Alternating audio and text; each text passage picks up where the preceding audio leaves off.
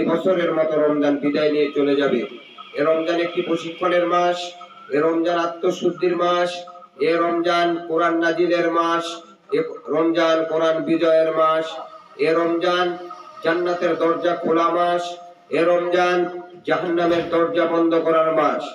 এ রমজান উপলক্ষে হাজার হাজার জাহান্নামী বান্দাদেরকে আল্লাহ তাআলা মাফ করে আল্লাহর জান্নাতে দিয়ে দিবেন। সে গুরুত্বপূর্ণ মাসে আমরা কিছু কথা বলতে পারছি, এজন্য শুকরিয়া, আলহামদুলিল্লাহ।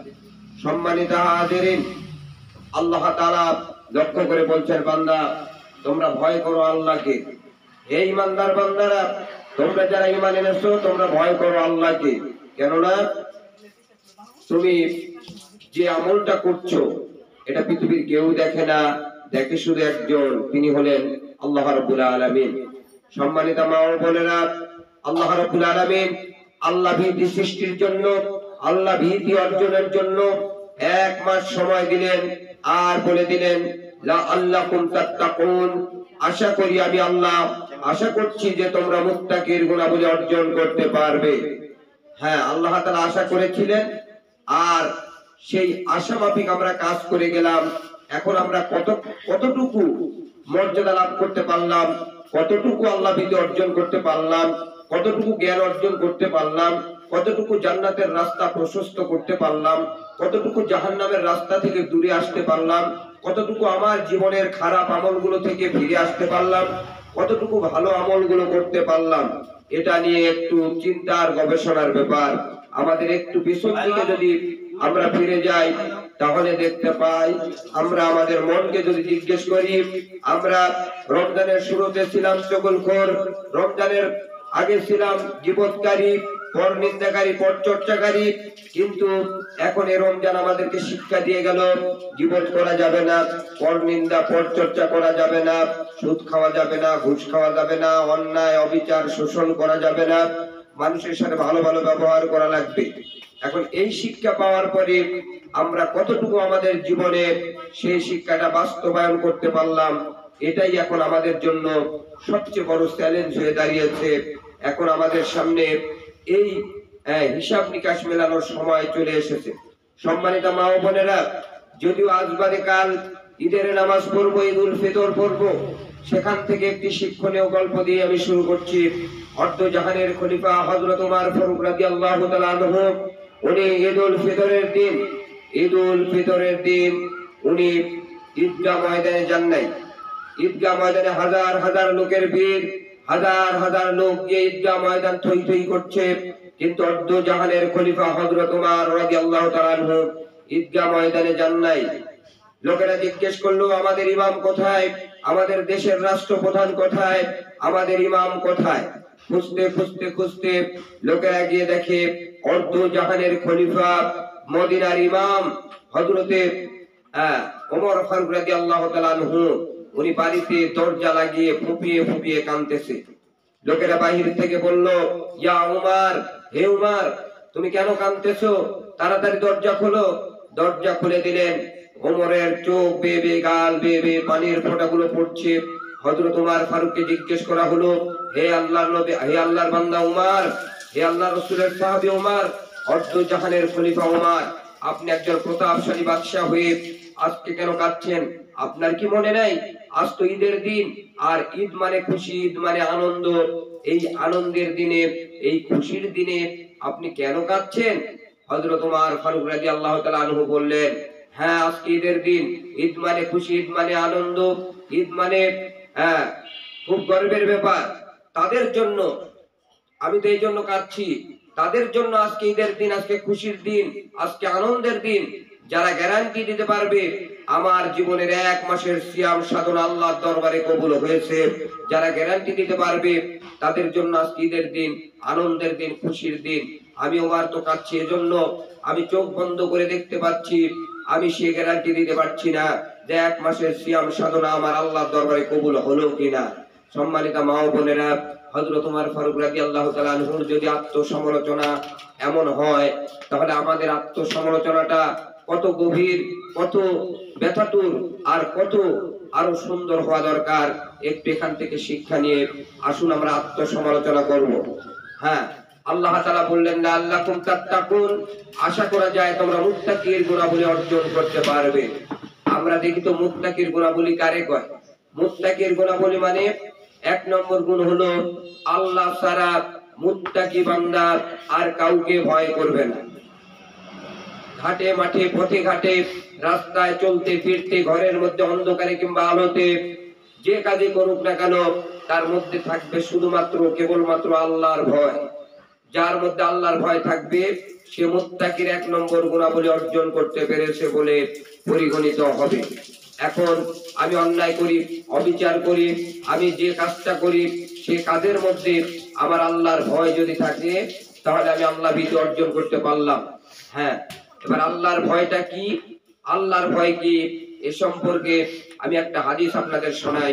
অর্ধজাহানের খলিফা ওমর ফারুক রাদিয়াল্লাহু তাআলা আনহু একদিন উবাই ইবনে কাব রাদিয়াল্লাহু তাআলা আনহুকে জিজ্ঞেস করলেন, হে ভাই উমর, হে ভাই উবাই, আপনি বলেন তো আল্লাহ ভীতি কি জিনিস, তাকওয়াটা কি জিনিস, আল্লাহর ভয় কারে কয়? উবাই ইবনে কাব রাদিয়াল্লাহু তাআলা আনহু বললেন, ইয়া উমর, হে ভাই উমর, আমি আপনাকে আল্লাহ ভীতি বোঝাচ্ছি, তার আগে আপনি আমার একটি প্রশ্নের জবাব দেন তো। তার আগে আমার একটি প্রশ্নের জবাব দেন। সে প্রশ্নটা হচ্ছে যে মনে করুন একটি সরু রাস্তা, একটি চিকন রাস্তা, যে চিকন রাস্তা দিয়ে আপনি যেতে হবে আপনাকে, আর সেই রাস্তার দুই দিকে কাঁটা আর কাঁটা, মাঝখানে কাদা আর কাদা, মাঝখানে কাদা, দুই দিকে কাঁটা, সরু একটি সরপিল পথ। এই পথ দিয়ে যখন আপনি পথ অতিক্রম করবেন তখন আপনি কেমন করে যাবেন একটু বলুন। হযরত ওমর ফারুক রাদিয়াল্লাহু তাআলা আনহু বললেন, হে ভাই উবাই ইবনে কাব, এমন কোন পথ দিয়ে যদি আমাকে পথ অতিক্রম করতে হয় যে পথের দুই দিকে কাঁটা আর কাঁটা, মাঝখানে রাস্তার উপর কাদা আর কাদা, এমন পথ যখন অতিক্রম করব আমি আমার জামাগুলোকে, আমার জুব্বা আর পাঞ্জাবি গুলোকে এমন ভাবে ধরবো যাতে করে না লাগে কাঁটার আঁচড়, না লাগে কাদা, এমন সাবধানতা অবলম্বন করে আমি পথ চলবো। সঙ্গে সঙ্গে উবাই ইবনে কাব বললেন, হে ভাই উমর, এটাই হলো আল্লাহর ভয়, এটাই হলো আল্লাহর ভয়। যেমন করে কাঁটার আঁচড় আর কাদা থেকে নিজের জামা বাঁচানো প্রয়োজন, তেমনি করে পাপ কুকিলতার আবর্তে নিমজ্জিত সমাজে বসবাস করবেন।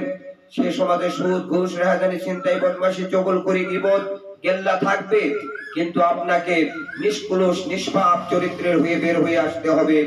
এর নাম হলো আল্লাহর ভয়। সম্মানিত মা ও বোনেরা, আপনি যে সমাজে বসবাস করেন, যে পাড়ায় বসবাস করেন, যে গ্রামে বসবাস করেন, ওই গ্রামে হাজারো মেয়ে মানুষ, হাজারো মা বোনেরা মানুষের একে অপরের গীবত, পরনিন্দা, পরচর্চা, কার কথা কাকে লাগানো, যেটাকে বলে চগলখড়ি, এইগুলো আছে, থাকবে, কিন্তু আপনি সেটাতে জড়াতে পারবেন না। আপনি সেটাকে জড়াতে গেলে আপনার মধ্যে আল্লাহ তাআলা বলে দিবেন, আল্লাহর বান্দি, তুমি না আল্লাহর বান্দি, তুমি আল্লাহকে ভয় করো। সঙ্গে সঙ্গে আপনি তখন ফিরে আসবেন, তাহলে বুঝবেন যে আপনার আল্লাহর ভয় সৃষ্টি হয়েছে। সম্মানিত মা ও বোনেরা, অর্ধজাহানের খলিফা হযরত ওমর ফারুক রাদিয়াল্লাহু তাআলা আনহু একদা রাত্রিতে ঘুরে ঘুরে দেখছিলেন, তার প্রতিবেশীর খোঁজ খবর নিচ্ছিলেন, কে কেমন জীবন যাপন করছে, কে খেয়ে আসে, কে খেয়ে আসে আর কে না খেয়ে আসে, এই খোঁজ খবর গুলো নিচ্ছিলেন। গভীর রাত হযরত ওমর ফারুক রাদিয়াল্লাহু তাআলা আনহু একা একা নির্জনে ঘুরছেন। ঘুরতে ঘুরতে হঠাৎ করে একটি বাড়ির মধ্যে গুনগুন শব্দ শুনতে পায়। হযরত ওমর ফারুক রাদিয়াল্লাহু তাআলা আনহু আস্তে করে তার কানটা ওই বাড়ির ওয়ালের সঙ্গে, ওই বাড়ির দেয়ালের সঙ্গে লাগিয়ে দিলেন। হযরত ওমর খেয়াল করে দেখলেন ওই বাড়িতে একজন বৃদ্ধা মহিলা তার মেয়েকে ডেকে ডেকে বলছে, এই মেয়ে, তাড়াতাড়ি উঠো, তাড়াতাড়ি উঠো। মেয়েটা বলছে, মা, কেন উঠা লাগবে? মেয়েকে এবার বৃদ্ধা মহিলাটা বলছে, তাড়াতাড়ি উঠো, উঠে দুধের মধ্যে পানি মিশাও, দুধের মধ্যে পানি মিশিয়ে বিক্রি করা লাগবে। আমি এইমাত্র দুধ দহন করেছি, দুধের মধ্যে পানি মিশাও, রাতের অন্ধকার কেউ দেখবে না। মেয়েটা ডাকতে বললো, মা, আমি পারবো না। কেন পারবে না? এবার মেয়ে বলছে, মা, গতকাল উমরের দরবারে গিয়েছিলাম, অর্ধজাহানের খলিফা হযরত ওমর ফরমান জারি করেছে, যদি কেউ দুধের মধ্যে পানি মেশায় তাহলে তাকে ইসলামী দণ্ডবিধি মোতাবেক ফয়সালা করা হবে, তার বিচার করা হবে। মেয়ে বলছে, মা, আমি পারবো না। এবার বৃদ্ধা মহিলা মা বলছে, এই মেয়ে, পাগলি মেয়ে কোথাকার, এখানে কি উমর এসেছে? এখানে কি উমর এসেছে? উমর কি দেখছে যে তোমাকে দণ্ডবিধি প্রয়োগ করবে। সঙ্গে সঙ্গে মেয়েটি বলছে, মা এখানে ওমর না আসতে পারে, ওমরের পুলিশ বাহিনী বিডিআর বাহিনী আসতে না পারে, মাগো তুমি ওমরের চোখকে ফাঁকি দিতে পারো, ওমরের পুলিশ বাহিনী, র‍্যাব, চিতা, কোবরা বাহিনী, ওদের চোখকে তুমি ফাঁকি দিতে পারো মা, কিন্তু একজনের চোখকে তুমি ফাঁকি দিতে পারবে না, তার নাম হলো আমার রব আল্লাহ। সুবহানাল্লাহ। সম্মানিত মা ও বোনেরা, এর নাম হলো আল্লাহর ভয়, এর নাম হলো আল্লাহ ভীতি, এর নাম হলো তাকওয়া। এখন আপনি হিসাব মেলান তো, আপনি হিসাব মিলে চোখ বন্ধ করুন, চোখ বন্ধ করে খেয়াল করুন, এমন কোন আল্লাহ ভীতি, এমন কোন তাকওয়া আমাদের মধ্যে আসছে কিনা। আমরা অনেক সময় মানুষের গীবত গেলা করছি, অনেক সময় চগলখড়ি করছি, অনেক সময় একে অপরের সাথে খারাপ আচরণ করছি। তখন কি আমার মন আমাকে বলছে, আল্লাহর বান্দি তুমি তো কিছুদিন আগে ট্রেনিং নিলে রোজা থেকে, যে মিথ্যা কথা বলা যাবে না, চগলখড়ি করা যাবে না, ফাহিশা বকা যাবে না, অশ্লীলতা করা যাবে না, মিথ্যা বলা যাবে না। সুতরাং এই আঘাতটা যদি আমার নফসের প্রতি থেকে আসে, তাহলে বোঝা যাবে যে আমি তাকওয়ার গুণাবলী অর্জন করতে পেরেছি। এই হিসাবটা আমাদেরকে মেলাতে হবে। সম্মানিত মা ও বোনেরা, এজন্য আল্লাহর ভয় আমাদের অন্তরের মধ্যে নিয়ে আসতে হবে।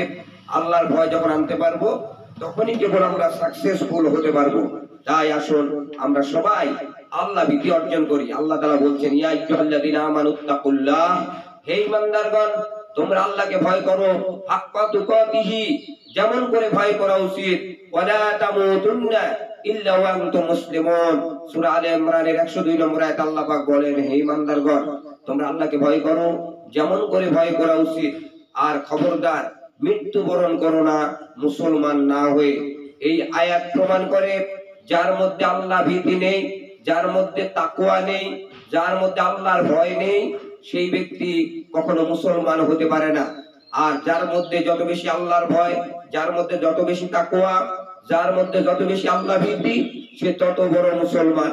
সুতরাং আমাদের উচিত আল্লাহ ভীতি অর্জন করা।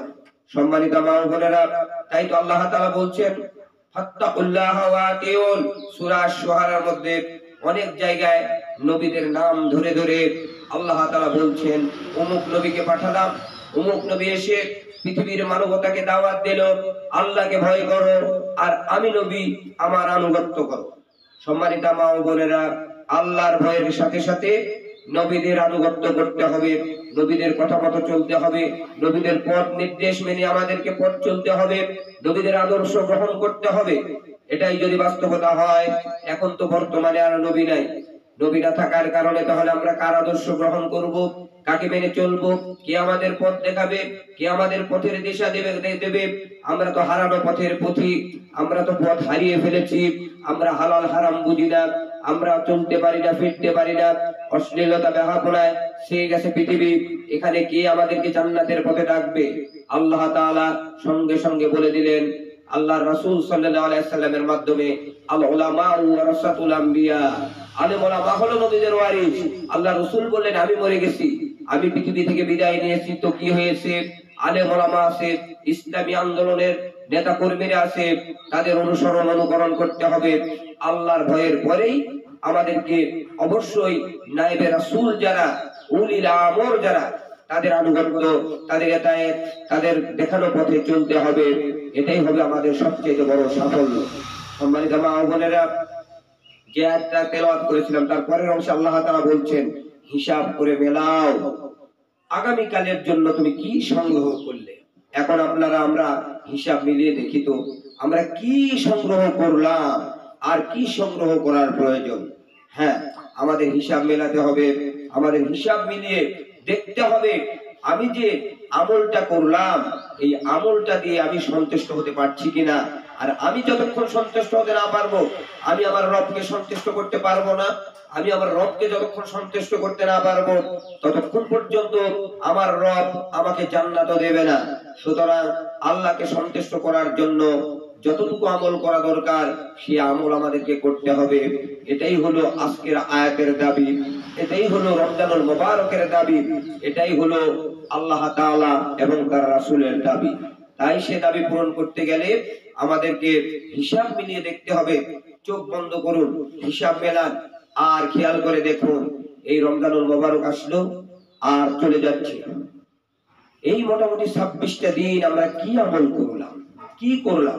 এতে করে কি আমাদের ভালো নেকির পাল্লা ভারী হবে না পাপের পাল্লা ভারী হবে? যেহেতু আল্লাহ তাআলা বলেছেন নেকির পাল্লা ভারী হলে জান্নাত পাওয়া যাবে, আর পাপের পাল্লা ভারী হলে জাহান্নামে যাওয়া লাগবে।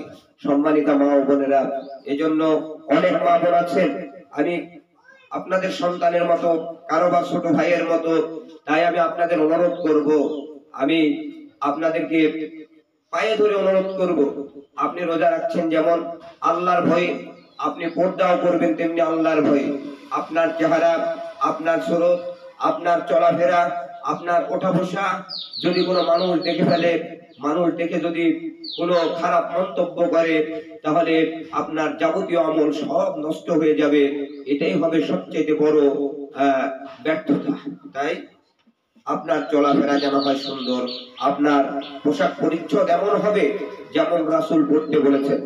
অনেক সময় অনেক মা বোন এমন পোশাক পরেন যে পোশাকগুলো নিয়ে বের হলে মানুষেরা কূট কথা দিয়ে, কূট বাক্য দিয়ে ক্ষত বিক্ষত করে। তাই তো আমি আপনাদের পায়ে ধরে অনুরোধ করব, আপনার কলিজার টুকরাটা দারুল হুদা মাদ্রাসায় দিয়েছেন, এই মাদ্রাসায় আপনার সন্তানটা যেমন সুন্দর হবে, তেমনি সেই সন্তানের দিকে খেয়াল করে আপনি মা, আপনাকেও সুন্দর হতে হবে, আপনাকেও আপনার মর্যাদা রক্ষা করতে হবে। কেননা আর যা হোক, আপনি অন্য কিছু পরিচয় থাকার না থাক, আপনি একজন হাফেজার মা হতে পারবেন, এটাই হলো সবচেয়ে বড় পরিচয়। তাই আপনার সন্তানদের দিকে তাকিয়ে হলেও আপনার রবের দিকে তাকিয়ে, আপনার রাসূলের সুন্নাত, মা ফাতিমা রাদিয়াল্লাহু তাআলা আনহার সেই রেখে যাওয়া পর্দাটা আপনি করার চেষ্টা করবেন। কেননা আপনার এটাই হলো সফলতার ব্যর্থতার চাবিকাঠি। সারাদিন যা আমল করলে একটু যদি মনে করেন খারাপ আচরণের কারণে, খারাপ ব্যবহারের কারণে, চলাফেরার কারণে সবটুকু চলে গেল, কোনো লাভ হলো না, আমাদের অবস্থা হয়ে গেল সেই রকম, এক মন দুধ আনলাম, সেই দুধের মধ্যে একটু ছানা মিশিয়ে দিলাম, দুধটা সব নষ্ট হয়ে গেল, এমন আমল যেন না হয়। তাই আপনাদেরকে বলবো, আপনারা পর্দায় চলাফেরা করবেন, আপনার চেহারা, আপনারা স্বরূপ, আপনার চলাফেরা, উঠা বসা যা কিছু দেখাবেন আপনার স্বামীকে দেখাবেন, অন্য কোনো মানুষ যেন আপনার এই ব্যবহার, আচার আচরণ এবং অন্য দিকে দৃষ্টি দিতে না পারে, এদিকে আপনারা খেয়াল রাখবেন।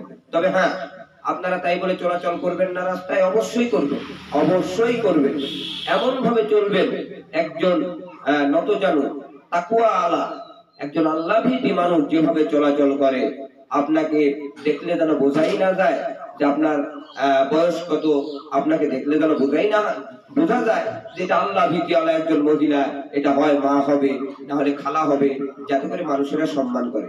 আমি আপনাদেরকে বোঝানোর চেষ্টা করেছি। এই রমজান থেকে আমাদের জন্য শিক্ষা হচ্ছে, 1 নম্বর শিক্ষা হলো পর্দা আমাদের জন্য ফরজ করে নিতে হবে। সম্মানিত মা ও বোনেরা, 2 নম্বর কথা হচ্ছে 5 ওয়াক্ত নামাজ আমাদের অবশ্যই জামাতের সঙ্গে আদায় করতে হবে। রমজানে যেভাবে ট্রেনিং নিলেন, সকাল থেকে সন্ধ্যা পর্যন্ত 5 ওয়াক্ত নামাজ, আবার রাতের নামাজ, কিয়ামুল লাইল, এই শিক্ষাগুলো বাস্তবে আমল করতে হলে 5 ওয়াক্ত নামাজের কোনো বিকল্প নাই। 3 নম্বরে সতীত্বের হেফাজত করতে হবে, যেটা পর্দার কথা বললাম। এরপরে স্বামীর খেদমত, স্বামীর সঙ্গে সুন্দর আচরণ, ভালো ব্যবহার করবেন। আর যে কথাটা বলছি, আপনার যে সন্তানটা, আপনার যে কলিজার টুকরাটা আমাদের মাদ্রাসায় দিয়েছেন, এই কলিজার টুকরাটার প্রতি একটু যত্ন নেবেন। কেননা এখানে সব সময় হয়তো অনেকে থাকে না, বাড়িতে চলে যায়। আপনার কলিজার টুকরাটা আপনি সেখানে গিয়ে সুন্দরভাবে তার তত্ত্বাবধান করবেন।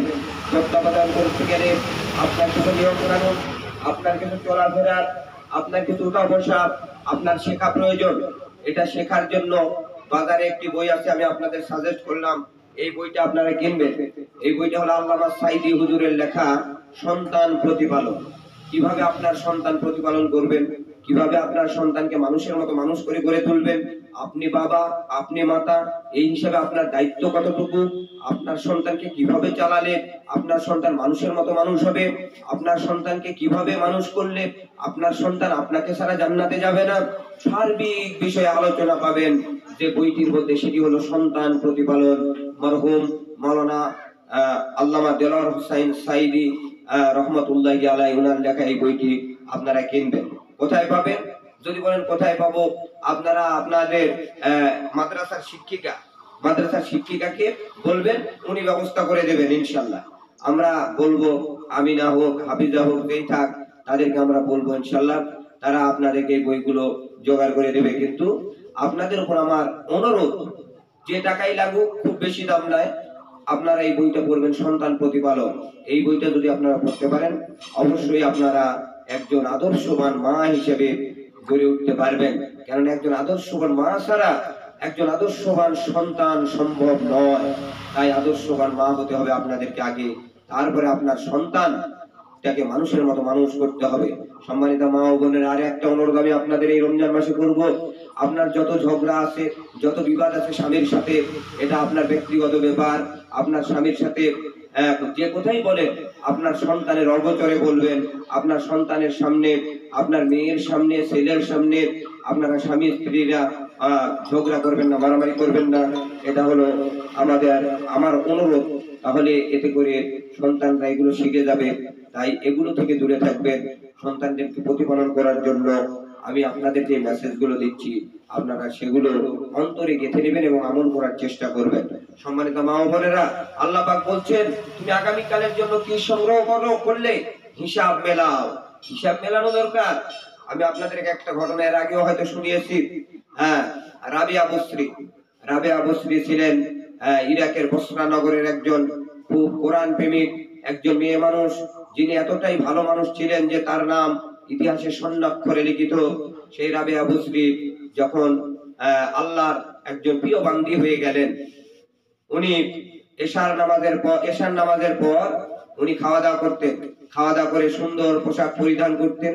সুন্দর পোশাক পরিধান করে ওনার যেগুলো ব্যবহার্য জিনিসপত্র সেগুলো ঠিকঠাক করে নিতেন। নেওয়ার পরে স্বামীর কাছে গিয়ে বলতেন, স্বামী, আমার সাথে কি আপনার আজ কোনো প্রয়োজন আছে? যদি প্রয়োজন থাকে তাহলে আপনাকে আমি সময় দেব, আর তাছাড়া আমি আমার রবের দরবারে দাঁড়িয়ে যাব। ওনার স্বামী ওনাকে বলতেন, ঠিক আছে, আর তুমি আল্লাহর দরবারে দাঁড়িয়ে যাও। উনি আল্লাহর দরবারে দাঁড়িয়ে যেতেন। এই তাপসী মহিলা, জ্ঞান তাপসী মহিলা রাবিয়া বসরি, ওনার স্বামী এক সময় মারা গেলেন। এই জ্ঞান তাপসী মহিলা একাকী জীবন যাপন করছেন। ওই বসরা নগরীতে একজন জ্ঞান তাপস ছিলেন, তার নাম হলো হাসান বসরি রহমতুল্লাহি আলাইহি। উনি চিন্তা করলেন, রাবিয়া বসরির স্বামী মারা গেছে। হাসান বসরি চিন্তা করলেন, আমি ওনাকে বিয়ের প্রস্তাব দিয়ে দেখি তো কি হয়। তো হাসান বসরি বিয়ের প্রস্তাব দিলেন, বৈধভাবে বিয়ের প্রস্তাব দিলেন, আমি আপনাকে বিয়ে করতে চাই। সঙ্গে সঙ্গে রাবিয়া বসরি বললেন হাসান বসরিকে, হে হাসান, তুমি যদি আমার চারটা প্রশ্নের জবাব দিতে পারো, তাহলে আমি তোমাকে বিয়ে করব। তুমি কি আমার 4টা প্রশ্নের জবাব দিতে পারবে? তো হাসান বসরি বললেন, হ্যাঁ পারবো, অবশ্যই পারবো, তুমি প্রশ্ন করেই দেখো। পর্দার আড়াল থেকে প্রশ্ন করছেন মা রাবিয়া বসরি রহমাতুল্লাহি আলাইহি। উনি প্রশ্ন করলেন, হাসান, মানুষের একদিন না একদিন মৃত্যু হবে, ফেরেশতা আসবে, তার জান কবজ করবে। এই জান কবজ করার সময় ফেরেশতা যখন আসবে, তুমি কি আমার মৃত্যুকে ঠেকাতে পারবে? যেদিন আমার মৃত্যু লেখা আছে তার আগে পিছে করতে পারবে? সঙ্গে সঙ্গে হাসান বসরি বলল, এটা তো আমি তো পারবো না, এটা অবশ্যই পারবো না। তাহলে ঠিক আছে, 2 নম্বর প্রশ্ন, হাসান, কবরের মধ্যে 3টা প্রশ্ন করা হবে। 3টা প্রশ্নের জবাব যদি দিতে পারি, কবরটা জান্নাতের বাগান হবে। আর 3টা প্রশ্নের জবাব যদি দিতে না পারি, তাহলে কবরটা জাহান্নামের গর্ত হয়ে যাবে। হাসান, বলো তো, আমি কি আমার কবরের প্রশ্নের জবাব দিতে পারবো? সঙ্গে সঙ্গে হাসান বসরি চমকে গেলেন, সর্বনাশ, এই প্রশ্নের জবাব তো আমি দিতে পারবো না, তোমার কবরের প্রশ্নের জবাব তুমি দিতে পারবে কিনা এটা কেমন করে আমি বলবো?